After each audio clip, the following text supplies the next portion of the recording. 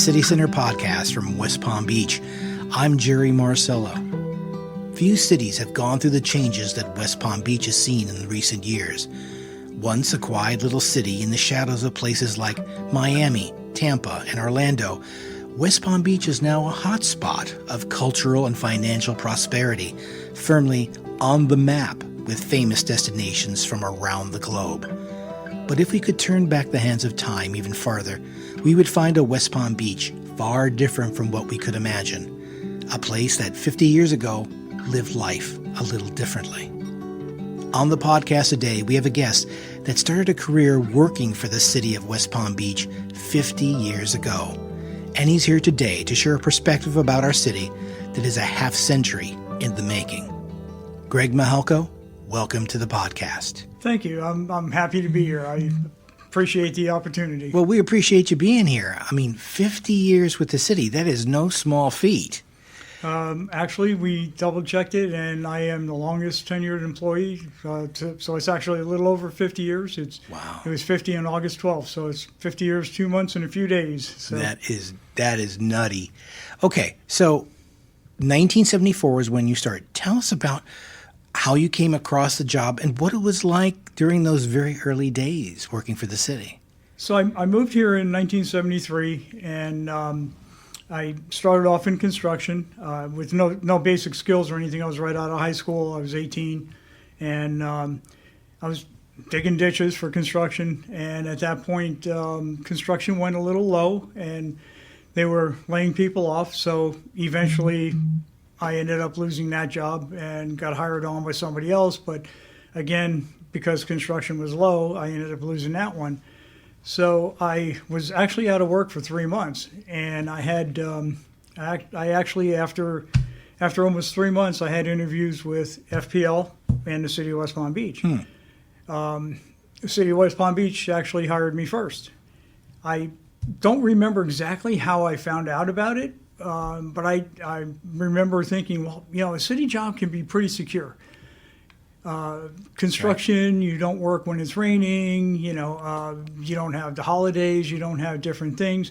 And city, you have pension, you have holidays, you have vacation days, and I'm going to get paid 52 weeks out of the year. Yeah.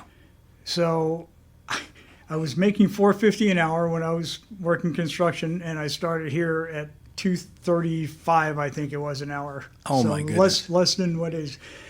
But in my head, again, I had benefits, I had health insurance, I had all that stuff. Sure. And I'm working 52 weeks out of the year. I didn't have to worry about putting 3 months aside for rainy days and, slow seasons or Sure. hurricanes and things like that. And to give perspective, I mean, I could imagine, I'm not sure off the top of my head, but a gallon of gas was probably 60, 70 cents or something like that. Yeah, when I started when I was 14, it was 25 cents, and I think it was like 60 or 70 when I was, by the time here, yeah. Now, you said that you were thinking about a construction gig, and then you sort of saw that the construction was a little slow around here. Was it a slow period of time? There wasn't a lot of growth? There was, no, it wasn't. It wasn't a lot of growth, and the construction job that I was on was bringing houses in. And there were triplexes, and they were catting them back together, and they were moving them from one location to another. And I don't remember what that other location was going to be used for, but they were decent houses. So instead of tearing them down, they were moving them to another location. Got it. And that job started falling through, and as the market, I guess, was falling down. And being young, I didn't understand exactly everything that was going on, but I knew it was really hard to find a job. And it's hard to imagine when we look at the city now about a time when things were slow as far as building and growth.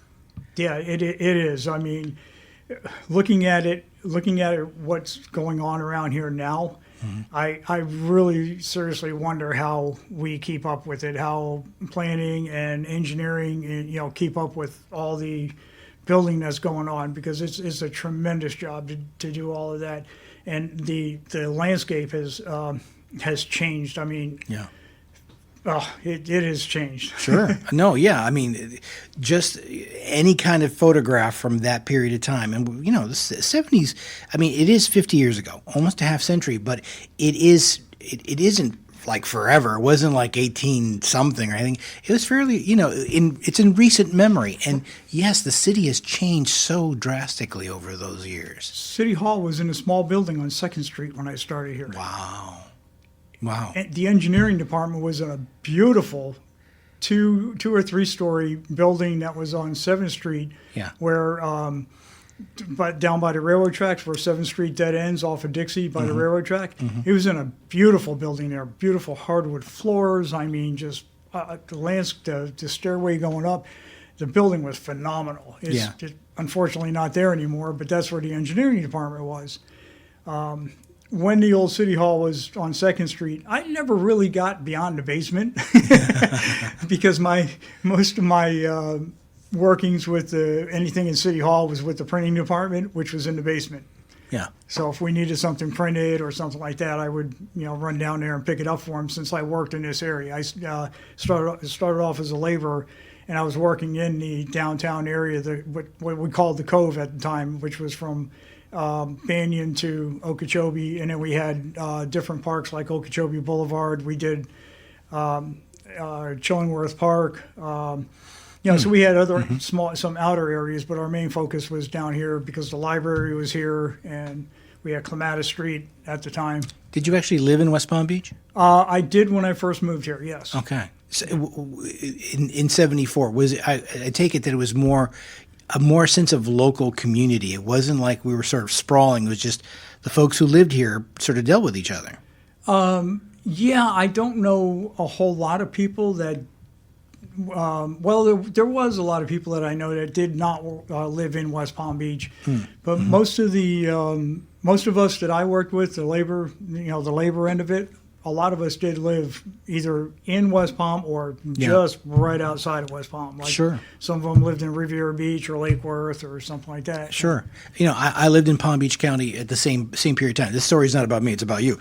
But I lived up in Jupiter to Cuesta area, and man, getting down to West Palm, that was a big deal. That was a trip. You're coming down to West Palm, going downtown to go to Burdine's and go to those stores that are down here. And there was a sense of separation that, you lived up in this community and you weren't going to go down there.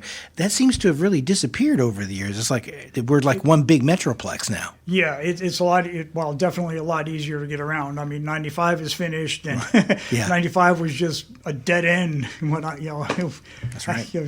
It was funny, but yeah, even for those in West Palm to head up to Jupiter was like, well, what do we want to go up there for? Right. There was not really much for us to go up there for. We stayed here. We had the Palm Beach Mall. We had the auditorium at the time. We had the baseball stadium. So just about anything you wanted was pretty much local anyway, even though there's a lot more now. But at the time, we had everything we needed. When, in the 50 years ago, was it a younger community? Was it a lot of retirees here? What kind of profile do you recall from that period? Well, my first few years, the first 2 or 3 years as a laborer, I was not really dealing with the community. Right. I was in the parks, I was on the roadways, I was doing what we needed to do. Yeah. But as I became a supervisor and started dealing with people, it wasn't. I would say there were a lot less retirees here at the time. Yes, and people have stayed here. Obviously, it was a great place to live. There's a lot going on around here, and as things increased, I think people realized that, so they stayed here, and you started getting more and more people that were retired because, they lived in that house all their life. Right. I've talked to people that have grown up in that house from their childhood. Yeah. Families that were here that maybe their parents were involved politically, or their parents were were business owners and things like that, and they had businesses on Clematis Street, and I've somehow met up with them for whatever reason. They were calling the city, and I had to go talk to them, and you got to get to talking and find out that my grandfather owned a bakery on Clematis Street, and things like that. So, Sure. I've met a lot of people that way. Sure. That's really was really interesting. It kept the job interesting for sure. So as you move through, the 70s into later 70s, what sort of changes did you see in play? What things changed for you? Well, the biggest changes I think really happened Sorry. like in the 90s when they started changing the downtown. When we moved the library, when the city hall was built over on Banyan Street across from the Banyan Garage. When they built that city hall, there was a big change there. Things started changing, and the city started growing that way. And for folks who may not be familiar with that older city hall, not the one that we're in now, but an older city hall was just across the street from what is now is the Palm Beach County Center of Government there. Right. Right. Okay. Right. Yeah, it's across from their, almost across from their parking garage. Right. It's more in line with that. That's where it's there. It's now a hotel and restaurant. Right. Right. And businesses on the bottom. And then we also had in that area where the Chamber of Commerce is. When I started here, we actually called that Flamingo Park, and that was a senior center. So we had a building there, and it was staffed, and they they had checkers and chess and card games. They organized and shuffleboard, and it was a pretty active center for, as I said before, not that many retirees, compared to what it is now. It was still really active. It was a nice active center. And the park that we call Flamingo Park, that's on Dixie, Dixie and Park Place, had a small building there, and they ran a summer program out of there for kids. Right. And so things have definitely gotten bigger, and in some cases better, in some cases sometimes bigger is not better. I understand. So about 1990, you saw a real change taking place. When we started doing the waterfront and started developing all of that, and building this city hall here, which was later on, building this city hall here and things like that, things started growing. That's when I noticed the city getting busier. You're now drawing more people in with Clematis by Night. You had all the waterfront stuff going on, getting ready to build that, which I love that, by the way, because I got to travel with the landscape architects all over the state looking for trees. We went to Homestead, we went to the middle of the state, we went all over the place. We spent weeks looking for all those trees down there. And as a certified arborist, that was just my dream. I loved it. But it was things were really blowing up, right. And people were taking more of an interest in West Palm, and and then we started having City Place develop, and that whole area there, reconstruction in that whole area there. So those are probably the biggest changes that I've seen. I've heard that around that period of time, Clematis wasn't as busy at night as it is now. Do you recall it being that way? Clematis was very slow. Really? Yeah, after 5 or 6 o'clock, you can pretty much walk around here and throw a rock and not hit anybody. Holy cow! Yeah, it was pretty dead. We had some really, really tall Washingtonian palms there at the time, and we used to trim them. We don't trim palm trees anymore for their health, but we used to trim them, and we would have to come in after everything closed. So we would come in about midnight to trim them, and for a period of time, it was okay. It was nice. There was hardly anybody there. Then as Clematis Street started getting more popular and different bars started opening and restaurants started opening, it got a little bit harder for us to keep coming in here and trimming, because we would have to hit that time period when everything closed down and we could work without worrying about somebody walking underneath us as we were dropping the fronds and everything. Right. And then I was so happy when they did re-landscaping there that we didn't have to worry about those anymore. But for a long period of time, Clematis was very, very slow. Sure, and you touched on something. You mentioned that you're fearful of hurting somebody with the palm fronds. Where I was headed was, middle of the night, Clematis, kind of quiet. Was there a problem with crime back back then, right there? Well, they say there was, but we never had a problem as Right. we were working, you know. But it wasn't as, I would say, it wasn't as safe as it is now. No. Yeah. Okay. So we've made an improvement. Oh, as far- absolutely. Absolutely. Yeah, absolutely. Well, that's great. That's great. We were talking earlier about some of the places that people used to congregate at, and have dinner and have lunch. Tell me a little bit about that, because that's usually where you see sort of the profile of the community, the culture that the area had. Tell me a little bit about that. Yeah, Clematis Street had Woolworths. I mean, you wouldn't think, but the Woolworths the little diner inside Woolworths was a spot for a lot of the business owners on Clematis Street to like Mrs. Perry. They owned a locksmith shop. Her and her sons owned a locksmith shop right next to Sewell Hardware, and some of the guys from Sewell Hardware, I'd see them in there, and it was close enough. We had a half an hour for lunch, and if we happened to be working in that area, it was actually close enough that I could run up there and. If they knew you, they kind of started putting your order in as they saw you walking in and have it ready for you almost by the time you were sitting down. You'd be able to eat real fast and then run back and get back and to work in time. So it was the culture was people knew other people. That's another big difference is now everything is so big, everything is so rushed that people don't get time to know the other people. So You were able to go in there and, like I said, if the people behind the counter would see you and they'd start putting your order in right away because they knew pretty much what you were going to get. That's great. It sounds like I'm listening to a scene out of a 1960s sitcom or something. Hey, almost was. It was almost like walking into Happy Days or something. It was funny. That one, and there was a place called The Hut. And it was down where Phillips Point is, where Trinity Park is, on Flagler Drive, close to Okeechobee Bridge. Right. It was just a big building with a big open up kind of front awning kind of thing, just a counter, and that was it. It was a drive up. You went up, you ordered your stuff, and sat in your car and ate. If we were mowing the grass down here or doing something down here, you took a riding mower down, you grabbed a hot dog, sat in the riding mower, ate the hot dog, and went back to work right after lunch was over. That's really cool. We had.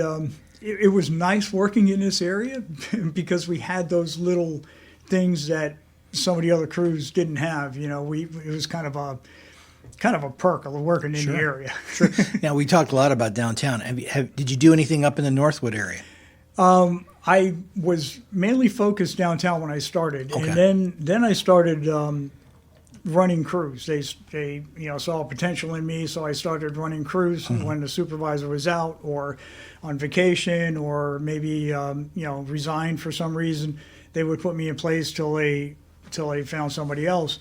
And so I got to work up in the north end. So I got to work at Fogelman Park, Sullivan Park, Coleman, all those parks, Gaines, all of those over the years. And then as I became next level up supervisor, I had all of those parks. So I had all the parks in the city. So I got to work in either mowing the grass in them or inspecting them for some reason or whatever. All the parks throughout the city that were that we had. Sure. And there's of course there was big changes down in Dreher Park when they redeveloped the north end of the park. Gaines Park had big developments, with the ball fields and the, redoing the ball fields. And now they're going through and they're redoing the rec center up there now again. So that's going to be really nice once that's done. Coleman Park has an addition onto it and remodeling and everything. That's going to be really nice. So we're taking that bond money and putting it to good use. And Outstanding. I think the residents are going to be really happy with the results once they're finished. That's fantastic. Yeah. Okay, let me ask you this, sort of one of those kind of mind-bending questions. You have a perspective that very few people have. You've been here literally a half century. What message, if you could magically go back in time and talk to young Greg as he was starting his career, what would you tell yourself now that you've been here for 50 years? What message? Maybe the biggest thing I would have done a little differently, and I don't know if it would have changed my perspective on how I wanted to take my career path. But I think maybe the biggest thing I might have done would be go back to school and get my either associate's or bachelor's degree in either business or some kind of bachelor's degree.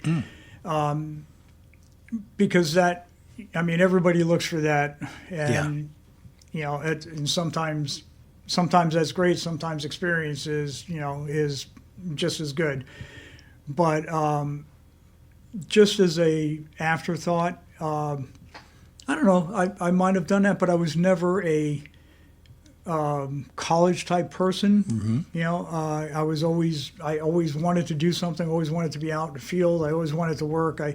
I liked being outside. I always liked being outside, and you're never going to get rich doing that, but you can be rich being happy. And if you like what you're doing and you feel like you're actually doing something for somebody and serving the residents, and you feel like you're doing the best job that you can, I think sometimes that outweighs some other things. And so like I said, I don't know if I would have changed my career path at all, and but I think that might have been something that I would have done. Sure. Well, Greg, we have an opportunity here. You have the mic. You have the opportunity to send a message not only to people who work here at the city, but also people who live here at the city of West Palm Beach. What would be the message you'd like to share with our friends looking back over your years working for the city?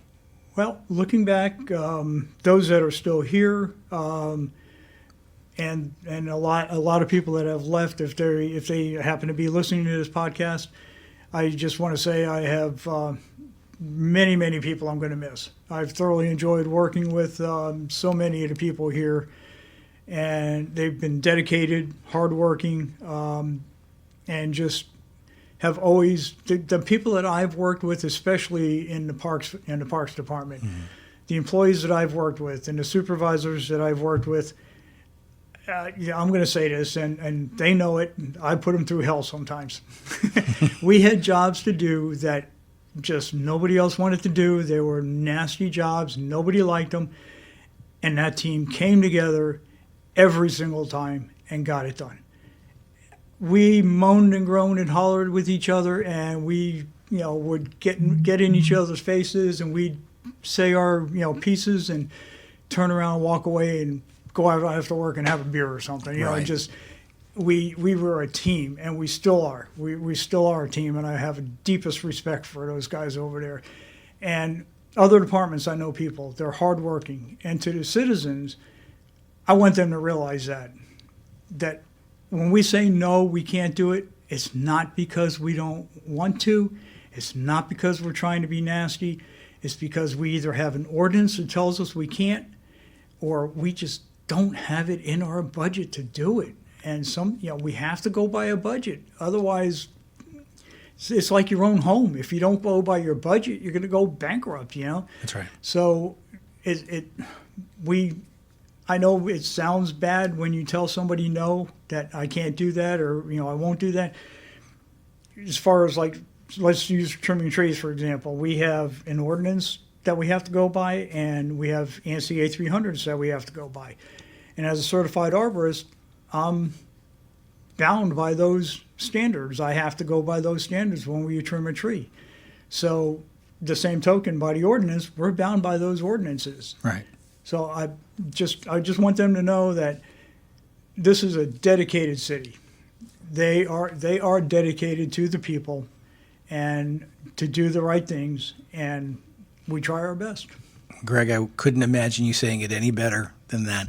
There is no way to condense everything you've done over the past 5 decades into just a very short podcast. But we've covered some things that are important. We've had an opportunity to look back a little bit on how our city has changed and how the future is really very bright for us. And for that, I want to thank you for 50 years of dedicated service to the city of West Palm Beach.